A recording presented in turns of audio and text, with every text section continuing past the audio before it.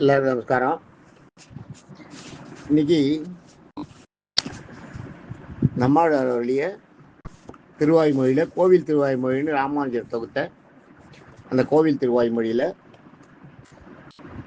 ஒன்னாவது முதல் 100ல் முதல் 10ல் 5வது பாட்டு. அவரவர் தமதமது அறிவறி வகை வகை அவரவர் இறையவர் எனவடி தடையவர் எனவடி அடையவர் அவரவர் இறையவர் குறைவிலர் இறையவர் அவரவர் விதிவழி அடைய நின்றனரே. இது பாட்டு பார்த்தீங்கன்னா, அவரவர் தமதமது, அவங்கவுங்களும் அவரவர் தமதமது, அவங்கவுங்களோட அதாவது யாரையும் டிஸ்டர்ப் பண்ணலன்ற மாதிரி அவங்களோட அறிவறி வகை வகை அவரவர்களுக்கு அறிவுக்கு எட்டியது, அவர்கள் அறிவுக்கு எட்டியது என்னவோ அது. அவங்க அறிவுக்கு அவங்க குலதெய்வம், அவங்க தெய்வம், அவங்க மூதாதையர்கள், இது மாதிரி அவங்கவுங்க அறிவுக்கு எட்டுறது இல்லையா, அவங்கவுங்க அறிவுக்கு தெரிஞ்சது. அதை தான் ரொம்ப அழகாக சொல்லிட்டாரு. தனியாக எந்த தெய்வத்தையும் குறிப்பிடாம அவரவர் தமதமது அறிவறி வகை வகை அவங்கவுங்களோட அந்த அறிவுக்கு ஏற்ற மாதிரி அவங்க அறிவில் என்னென்ன எதை தெரிந்து தோணுதோ அதையெல்லாம் செய்கிறவங்க. அவரவர் தமதமது அவரவர்களுடைய அறிவறி வகை அவங்கவுங்களோட அறிவு தனித்தனியாக திங்க் பண்ணுறது, ஒருத்தருக்கு மாறுபடும். அதுதான் சொல்கிறாரு, அறிவறி வகை வகை அவரவர் இறையவர். அவங்கவுங்க ஒரு தெய்வத்தை கும்பிடுவாங்க இல்லையா, அது எனவடி அடையவர்னா என வடிவத்தை தொழுபவர்கள். அவங்கவுங்க ஒரு தெய்வத்துக்கு ஒரு வடிவம் வச்சுருப்பாங்க இல்லையா. ஒரு இதில் அம்மன் பார்த்தீங்கன்னா காளி அப்படியே இடுப்பு வரைக்கும் தான், மேல் பாதி மட்டும்தான் இருக்கும். அதே மாதிரி சிவன் வெறும் மேல் பாதி மட்டும் இருக்கும். முருகனோட வேலை மட்டும் வச்சு கும்பிடுவாங்க. அது மாதிரி அவரவருடைய வடிவு அது சொல்றாரு இந்த இடத்துல. எனவடி அடையவர் என்ற வடிவங்களை அடையவர்கள், அந்த வடிவத்தை மனசுல நினைச்சு தொழுபவர்கள் அப்படின்னு. அவரவர் இறையவர். இது இல்லாத அவங்கவுங்களுக்கு ஒரு தெய்வம் இருக்கும். நீ அந்த தெய்வத்தை கும்பிட்டாலும் கும்பிடலனாலும் சரி, அவங்கவுங்களுக்கு ஒரு குலதெய்வத்துக்கு சிலருக்கு குலதெய்வம் தெரியாது. இன்னும் கூட இருக்காங்க அது மாதிரி. எங்கிட்டயே நிறைய பேர் கேட்டிருக்காங்க, குலதெய்வமே தெரியாத எங்கெங்கேயோ சுற்றிட்டு என்ன எங்கள் குலதெய்வம் எதுன்னே தெரியல, கண்டுபிடிக்கணும், எங்கெங்கேயோ பார்க்குறோம் புரியல, குலதெய்வத்துக்கு செய்யணும், குறை இருக்குன்றாங்க, என்னன்னு தெரியல. குலதெய்வத்துக்கு செஞ்சால் மட்டும்தான் தீரும். ஞாபகம் வச்சுக்கோ, குலதெய்வத்துக்கு குறை வச்சிங்கன்னா அந்த குலதெய்வத்தோட குறைய அந்த தெய்வத்துக்கு போய் நீங்கள் செஞ்சாதான் தீரும். செய்யாத வரைக்கும் உங்களுக்கு ஏதாவது சிக்கல் வந்துட்டே இருக்கும். குலதெய்வத்துக்கு குறையே வைக்கக்கூடாது. ஞாபகம் வச்சுக்கோ, குலதெய்வம் எது முதல்ல அவங்கவுங்க குலதெய்வம் எதுன்றது தெரிஞ்சுக்கணும். நம்ம குழந்தைகளுக்கு சொல்லி கொடுக்கணும், இதுதான் நம்ம குலதெய்வம் அப்படின்றத காட்டி கொடுக்கணும். அப்பதான் அவங்களுக்கு தெரியும். அது மாதிரி அவரவர் இறையவர் குறைவிலர் இறையவர் அவரவர் இறையவர் எனவடி உடையவர் அவங்கவுங்க தெய்வம் அவங்கவுங்க வடிவுல. சிலர் பச்சையம்மன் கோயிலுக்கு போவாங்க, பார்த்துருக்கீங்களா? செங்கல்பட்டுக்கு பக்கத்தில் பச்சையம்மன் கோயிலுக்கு போவாங்க. சிலர் அந்த இந்த ஆதிபராசக்தி அது போவாங்க. அது குலதெய்வம் எதுவும் அதுக்கு போவாங்க.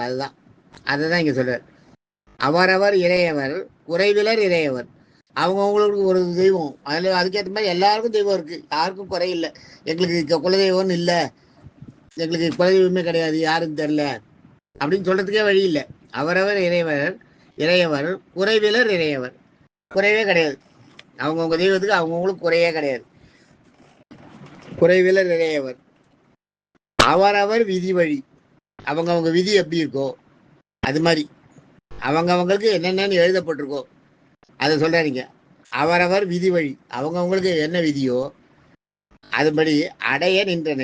அவரவர் விதின்றது அவர்களுடைய கர்மா, அவர்கள் செய்த அந்த நல்வினை தீவினைகள் இருக்கு இல்லையா, அதையெல்லாம் அனுபவிச்சுட்டு அவரவர் விதி வழி அடைய நின்றனர். அதுக்கேற்ற மாதிரி தான் அடைஞ்சிட்டு இருக்கீங்க. என்னதான் குலதெய்வத்தை கும்பிட்டா கூட உங்களுடைய கர்மாக்கள் உங்களை விடாது.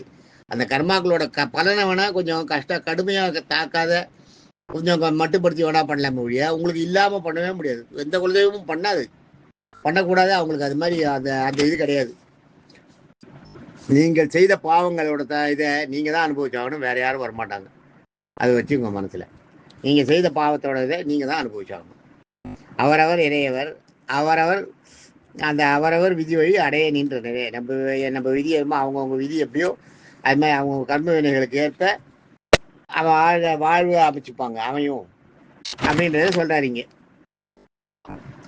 அதான் இது நம்மளுடைய 5வது பாடல். அதே இதனோட கன்க்ளூஷன் பார்த்தீங்கன்னா, அவங்கவுங்களை அறிவினால் அறியும் அவரவர்களது இறைவன் தன்னுடைய அவங்கவுங்களுடைய குலதெய்வம். எந்த வடிவம் அவங்கவுங்க என்ன வடிவம்னு நினைக்கிறாங்களோ அதுதான் அவங்களா அறியப்படும்ன்றாங்களே. அவங்கவுங்களா அறியறது எந்த வடிவத்தில் அவங்க அந்த இறைவனை குலதெய்வத்தை கும்பிடுறாங்களோ அது. அவரவர் இறைவனை குறைகளின்றி நிறைவாக வணங்கினாலும், நீங்க குறையே இல்லாத அந்த தெய்வத்தை நீங்க நிறையா வணங்கினாலும், என்னதான் நீங்க தெய்வத்தை வணங்கி, அதான் சொன்னேன், உங்களுக்கு என்னதான் நீங்க குலதெய்வத்தை கும்பிட்டா கூட உங்களோட கர்மவினைகள் போகாது. அது இருக்கும், அது கொஞ்சம் இருக்கும். அதனோட வேகம் வேணா மட்டுப்படுத்தி கொடுக்கும் குலதெய்வம், உங்களுக்கு அனுகூலமாக்கி கொடுக்கும். அந்த மாதிரி நிறைய இடங்கள்ல அது மாதிரி ஆயிருக்கு. மகாபாரதத்துல அர்ஜுனன் பிறநிலைன்னு ஒரு பெண்ணும் ஆணும் இல்லாத ஒரு வடிவத்தை அடைஞ்சான். அது அவனுக்கு ஒரு சாபம். அது அவனுடைய கர்மவினை. அதை அனுபவிச்சுதான் ஆகணும். அது இல்லைன்னு பண்ணவே முடியாது, என்னதான் அருள் இருந்தாலும். ஆனா அதையே தன்னுடைய வாழ்க்கைக்கு சாதகமாக்கிட்டான். அந்த இவங்களெல்லாம் நம்ம இப்போ இருக்கிற அந்த நாடு இருக்கு இல்லையா, அந்த நாடு, அந்த அரசன் அவங்களெல்லாம் அந்த பிறநிலையா இருந்தப்ப அந்த நாட்டு அரசன் அந்த கீசகர்னு ஒருத்தனை பீமனை வச்சு வதம் பண்ணா. அது மாதிரி நிறைய வேலைகளை அந்த நேரத்தில் செஞ்சான். அந்த நாட்டை தன்னுடைய சப்போர்ட் நாடா மாத்தினா இல்லையா. அதுதான் இங்க சொல்ற. அவரவர் இறைவர குறைவர் அவரவர் விதி வழி. உங்க விதி என்னவோ அதை நீங்க மாற்ற முடியாது. உங்க கர்ம வினைகளை நீங்க அனுபவிச்சுதான் ஆகணும். அது மாதிரி நிறைய சொல்லலாம். பாரதத்துல நிறைய விஷயங்கள் சொல்லலாம். அவங்க கர்ம வினை அனுபவிச்சுதான் ஆகணும்ன்றது. அதை மாற்ற முடியாது. கர்ணனுடைய கர்ம வினை பாருங்க, அவன் அந்த மாதிரிதான். அவன் அர்ஜுனால்தான் சாகணும்னு இருக்கு. அர்ஜுனனோட பெரிய வில்லாளி, நல்ல வெல்வத்தை தெரிஞ்சவன் இருந்தா கூட அவருடைய கர்ம வினை என்ன ஆச்சு? பரசுராமர் சொல்லி கொடுத்தது சமயத்துல பதிக்காம போச்சு இல்லையா. அதுல கர்ம வினை தானே, சாபங்கள் தானே. சாபங்கள்ன்றதே கர்ம வினைகள் தான் சாபமா முடியும்.